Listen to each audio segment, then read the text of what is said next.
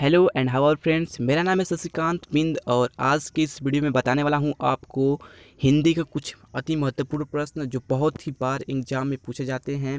और ये बहुत ही अति महत्वपूर्ण प्रश्न हैं। अगर आप किसी भी एग्ज़ाम की तैयारी करें, वनडे एग्ज़ाम की तैयारी कर रहे हैं तो आप इस वीडियो को ज़रूर देखें, पूरा देखें। और चलिए वीडियो शुरू करते हैं। वीडियो शुरू करने से पहले आपको बता देते हैं कि अगर आप मेरे चैनल पर नए हैं तो मेरे चैनल को लाइक करें, सब्सक्राइब करें, बगल में बेल आइकन से ज़रूर प्रेस करें ताकि आने वाले वीडियो नोटिफिकेशंस आपको मिलती रहे। तो चलिए वीडियो शुरू करते हैं। वीडियो शुरू करने से पहले आपको बता देते हैं कि सबसे पहले आप अपने पास एक कॉपी लें और पेन लें। और हर एक प्रश्न के बाद मैं आपको 5 सेकेंड दूंगा और 5 सेकेंड देने के बाद आप उसमें उसका उत्तर देंगे और कॉपी पर अपने लिखेंगे। कि इससे पता चलेगा कि आपने कितनी तैयारी की है और आपके अंदर कितनी कमियां हैं, उसको आप सुधारने में आपको मदद मिलेगी। चलिए तो वीडियो शुरू करते हैं। जैसा कि देख सकते हैं आप आ चुके हैं कंप्यूटर स्क्रीन पे। तो सबसे पहला क्वेश्चन हमारा आता है कि आएंगे अच्छे दिन भी के रचनाकार कौन है। तो ये बहुत ही अति महत्वपूर्ण प्रश्न है, बहुत बार पूछा गया है, हर एक वनडे एग्जाम में पूछा जाता है। तो इसका प्रश्न दे दीजिए 5 सेकंड में और अपनी कॉपी पर इसको लिखिए। और वीडियो को लास्ट तक आप देखेंगे कि आपके पास आपने कितने आंसर सही किए हैं, तो आप अपने में सुधार कर लीजिएगा। ठीक है, तो 5 सेकंड हो चुके हैं। तो इसमें सबसे पहला ऑप्शन दिखाई दे रहा है स्वयं प्रकाश, दूसरा रामवृक्ष बेनपुरी, तीसरा यशपाल, चौथा मनु भंडारी। तो इसमें सबसे उत्तर अच्छा है स्वयं प्रकाश। ठीक है, तो आएंगे अच्छे दिन भी के रचनाकार कौन है, स्वयं प्रकाश। इसमें सबसे पहला उत्तर सही है। ठीक है, तो चलिए चलते हैं दूसरे प्रश्न पे। तो हमारा दूसरा प्रश्न कहता है कि धीरे धीरे चलो वाक्य में रेखांकित पद है। तो यहाँ पर आपको पद बताना है। पद आपने पद पढ़ा होगा, अगर आप हिंदी के पाठक हैं तो आपको पद पढ़े होंगे ज़रूर। तो इसमें आपको बताना है कि धीरे धीरे चलो कौन सा पद आता है। तो यहाँ पर सबसे पहला आ जाता है जातिवाचक संज्ञा, दूसरा भाववाचक संज्ञा एंड तीसरा क्रिया विशेषण और चौथा रीतिवाचक क्रिया विशेषण। तो इसमें आंसर 5 सेकंड का आपके पास टाइम है, आप 5 सेकंड में ज़रूर बताएं, अपने कॉपी पर ज़रूर ट्रिक करें। तो इसमें 5 सेकंड हो चुके हैं। तो इसमें इसका आंसर है रीतिवाचक क्रिया विशेषण। इसका क्या आंसर है? इसका आंसर है रीतिवाचक क्रिया विशेषण। तो चलिए चलते हैं दूसरे प्रश्न पे। तो हमारा दूसरा प्रश्न हो चुका है, अब तीसरे प्रश्न चलते हैं हम लोग।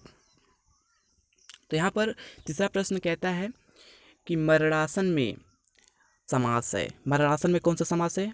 इसमें हमारा ऑप्शन आ जाता है तत्पुरुष समास, दूसरा व्ययभाव समास, तीसरा कर्मधारय समास, चौथा द्वंद्व समास। इसमें 5 सेकंड का टाइम है आपके पास।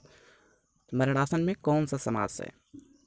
तो मरणासन का सही उत्तर यहाँ पर ए है। मरणासन में तत्पुरुष समास है। अगर हम इसका अर्थ निकालें, मरणासन तत्पुरुष समास है, इसका हम अर्थ निकालते हैं तो समास विग्रह करते हैं तो इसका आ जाता है मरण के आसन, मतलब मृत्यु के समान। तो यहाँ पर कौन सी यहाँ पर हम जानते हैं कि इसमें दूसरा पद प्रधान होता है एंड यहाँ पर कौन सा आ जाता है, इसमें कारक चिन्ह के आ जाता है। तो यहाँ पर कारक चिन्ह जब लग जाएगा तो समझ लीजिए कि वहाँ पर तत्पुरुष समास है। तो चलिए तीसरा प्रश्न पे चौथे प्रश्न पे चलते हैं।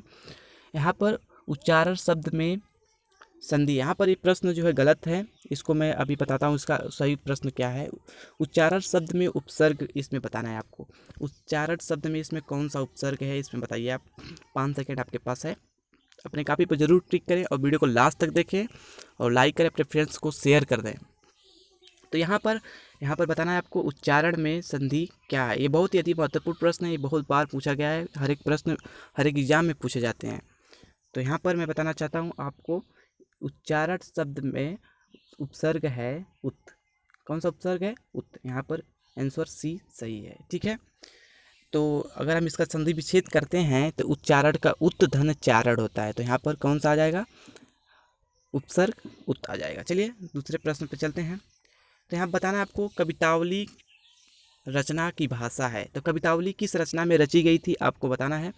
तो यहाँ पर कवितावली किस रचना में रची गई थी? अवधी, ब्रज, मैथिली, संस्कृत। तो हमारा 5 सेकंड आपके पास है।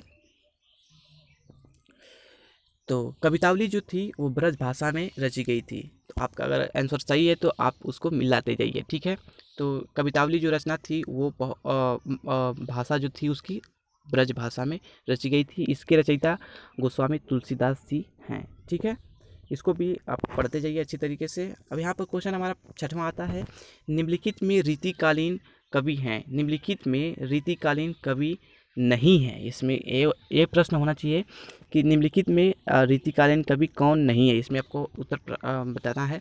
सबसे पहला हमारा ऑप्शन आ जाता है घनानंद, दूसरा देव, तीसरा मतीराम, चौथा रसखान।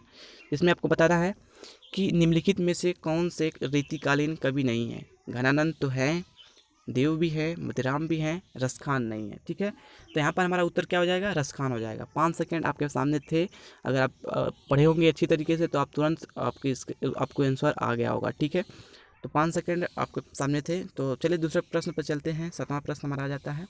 7वां प्रश्न पूछता है, कह रहा है कि मतैक्य में संधि है। मतैक्य में संधि है, मतैक्य में कौन सी संधि है।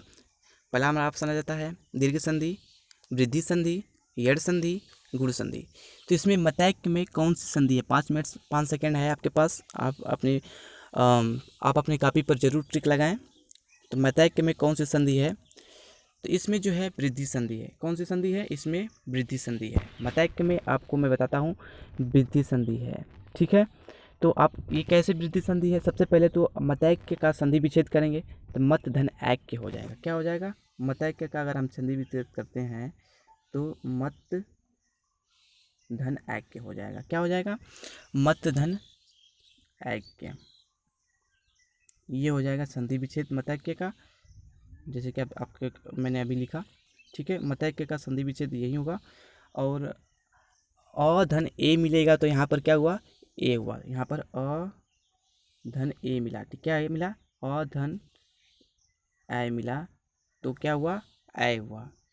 तो अगर अ धन ए मिलता है तो ए रहता है तो वहाँ पर वृद्धि संधि हो जाती है। ठीक है, तो चलिए अगले प्रश्न पर चलते हैं हम लोग। हमारा अगला प्रश्न कहता है कि बादल का परिवाचित शब्द है। ये तो बहुत ही आसान है, बादल का परिवाचित शब्द है। आपके पास 5 सेकंड हैं, अगर आप अपने कॉपी पर जरूर लिखें बादल का परिवाची है। तो बादल का परिवाची आपको पास ऑप्शन आ जाते हैं मेघ, घन, नीरद, ये सभी। तो यहाँ पर आपके उत्तर जो होगा ये सभी होगा, डी उत्तर होगा, क्योंकि मेघ भी होता है, घन भी होता है और नीरद भी होता है। तो चलिए आपको 8वें प्रश्न पर लिए चलते हैं। तो 8वां प्रश्न हमारा है, तो 8वां प्रश्न तो हो चुका है, 9वां प्रश्न में ले चलते हैं। 9वां प्रश्न हमारा है आकर्षण शब्द का विलोम है। ये भी बहुत ही अच्छा प्रश्न है, बहुत बार पूछा जाता है ये। तो आकर्षण शब्द का विलोम शब्द यहाँ पर आपको बताना है। ठीक है, तो आकर्षण शब्द का विलोम शब्द आप बताइए, 5 सेकंड आपके पास है। तो 5 सेकंड आपके हो चुके हैं। तो आकर्षण शब्द का विलोम शब्द यहाँ पर आ जाता है आपको विकर्षण। आकर्षण का विलोम शब्द क्या होता है, विकर्षण होता है। ठीक है, तो चलिए अब हम चलते हैं 10वें प्रश्न पर, जो हमारा आखिरी प्रश्न है। और हमारे चैनल को सब्सक्राइब कर दीजिए। मैं ऐसा ही वीडियो हमेशा लाता रहता हूँ, हिंदी और इंग्लिश और मैथ और जीके रीजनिंग हर एक चीज़ पे मैं वीडियो बनाता रहता हूँ। आप मेरे चैनल को सब्सक्राइब करें अगर आप किसी भी वन एग्जाम की तैयारी करते हैं तो हमारा प्रश्न 10वां आता है कि शुद्ध वर्तनी है, इसमें से शुद्ध वर्तनी आपको चुनना है। तो इसमें से पहला आ जाता है सुसुप्ति, दूसरा आ जाता है सुसुप्ति, सुसुप्ति, सुसुप्ति। इसमें से बहुत ही अच्छा प्रश्न है, बहुत बार ये प्रश्न पूछा जाता है हर एक एग्जाम में, और ये वनडे तैयारी करने वाले लोगों के लिए अति महत्वपूर्ण है, मस्ट है। तो चलिए अपना आंसर इसमें बताइए, इसमें से शुद्ध वर्तनी कौन सी है। तो 5 सेकंड हो चुके हैं। तो इसमें मैं बता देता हूँ आपको, इसमें कौन सा उत्तर सही है। तो इसका उत्तर मैं बताना चाहता हूँ आपको। 5 सेकंड आपका हो चुके हैं। तो यहाँ पर सबसे पहला जो ऑप्शन है, यहाँ पर सुसुप्ति जो है, इसका आंसर ये सही है। ठीक है, यहाँ पर सुसुप्ति होता है। तो वीडियो को लास्ट तक देखने के लिए बहुत बहुत धन्यवाद। और चलिए लेट अस बिगिन नाउ। धन्यवाद।